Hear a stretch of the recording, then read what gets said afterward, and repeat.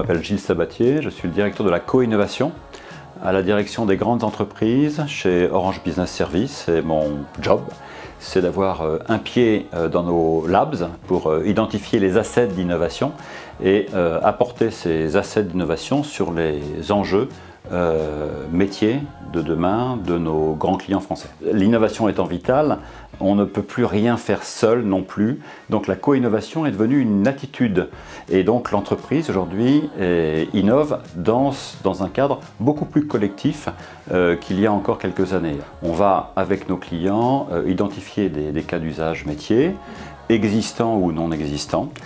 Sur ces cas d'usage, en fait, on va apporter des assets d'innovation qui sont par exemple des assets sur l'intelligence artificielle, sur la gestion de la data, effectivement, sur l'IoT. On s'appuie sur nos labs d'Orange, il y a 6000 personnes dans les labs d'Orange, 12 labs dans le monde entier, en Asie, en Californie. Des exemples concrets de co-innovation, le vote à travers des technologies blockchain chez des grands mutualistes. On utilise l'intelligence artificielle pour prioriser les mails chez un autre client, par exemple.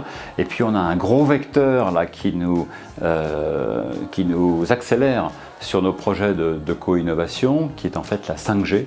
Et la 5G aujourd'hui nous ouvre en fait des opportunités de co-innovation, beaucoup dans l'industrie, sur l'usine de demain, de gros enjeux également sur la mobilité. Il n'y a pas de co-innovation sans confiance. Toute cette relation autour de l'objectif de la co-innovation, elle est extrêmement importante. Lorsque l'on lance un projet comme ça, dans les règles du jeu, il y a une histoire de cofinancement, il y a une histoire de pilotage de projet, il y a des gouvernances, une gouvernance spécifique à monter.